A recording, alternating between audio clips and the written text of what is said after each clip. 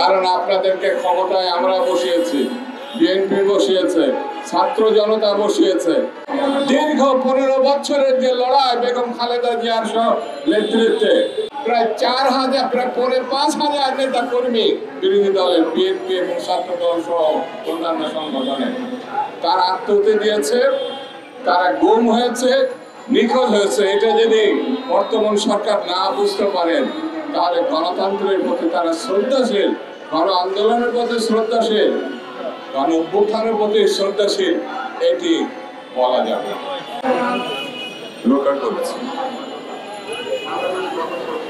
তিনি এমন কোন বিপদ নেই সেটা বরণ করেন। শব্দ বিবাহিত গৃহবধূ যখন তিনি পাকিস্তান আমলে সেই জিয়া রহমান যখন স্বাধীনতার ঘোষণা করেছিলেন তখন তাকে কারাগারে, পাকিস্তানের কারাগারে রাখা হয়েছে, ক্যান্টনমেন্টের মধ্যে রাখা হয়েছে। বাংলাদেশ স্বাধীন হওয়ার পরে তাকে মুক্তি দেওয়া। তিনি সুদীর্ঘকাল গণতন্ত্রের জন্য লড়াই করেছেন। তিনি তার স্বামী হারিয়েছেন, ঘরে বসে থাকেন। তিনি রাস্তায় নেমে এসে বাংলাদেশ জাতীয়তাবাদী দলকে দীর্ঘ 9টি বছর লড়াই করেছেন। জিয়া হত্যার প্রধান ব্যক্তি হুসেইন মোহাম্মদ এরশাদের বিরুদ্ধে। হুসেইন মোহাম্মদ এরশাদের সামরিক স্বৈরাচারকে তিনি পদত্যাগে বাধ্য করেছিলেন 90-এর ছাত্র গণঅভ্যুত্থানের মধ্য দিয়ে। তৎকালে ছাত্র গণঅভ্যুত্থানে যারা শিল্পশালা ছিলেন তারা দেশ নেত্রী বেগম খালেদা জিয়াকেই নেত্রী মেনেছিল। শেখ হাসিনা আপোষ করতে চেয়েছিলেন। এখানে হাবিবুর রহমান হাবিব তখন বাংলাদেশ ছাত্রলীগের প্রেসিডেন্ট ছিল, সেই কথা সে এখানে বলেছে। সেই ঘৃণায় হাবিব পরে বিএনপিতে দেশ নেত্রী বেগম খালেদা জিয়া জয়েন করেছে, এখনো বিএনপি করে। বন্ধুরা, সেই নেত্রী গতকাল বাংলাদেশে ফিরে এসেছে। বাংলাদেশে শুধু ফিরে এসেছেন এইটুকু বললে সবকিছু বোঝানো যাবে না।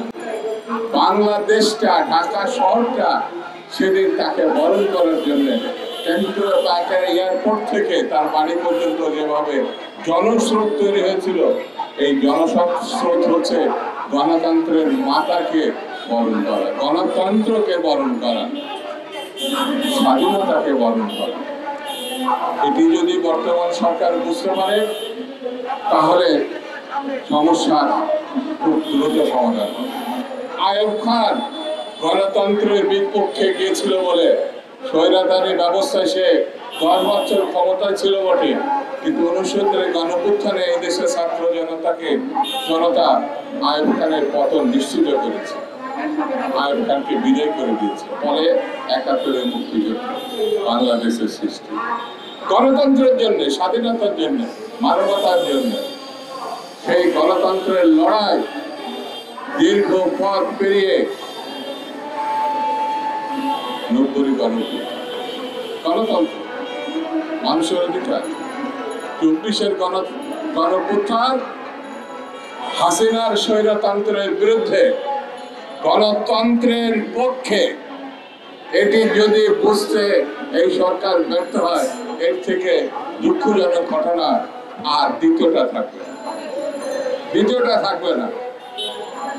দীর্ঘ 15 বছরের যে লড়াই বেগম খালেদা জিয়ার নেতৃত্বে, এই দেশের বিরোধী রাজনৈতিক দলের নেতৃত্বে, ছাত্র দলের সহ প্রায় 4000 প্রায় 5000 নেতা কর্মী বিরোধী দলের বিএনপি এবং ছাত্র দল সহ অন্যান্য সংগঠনের তারা আত্মহত্যা দিয়েছে, তারা গুম হয়েছে, নিখোঁজ হয়েছে। এটা যদি বর্তমান সরকার না বুঝতে পারেন তাহলে গণতন্ত্রের প্রতি তারা শ্রদ্ধাশীল, গণ আন্দোলনের প্রতি শ্রদ্ধাশীল, গণ অভ্যুত্থানের প্রতি শ্রদ্ধাশীল এটি বলা যাবে।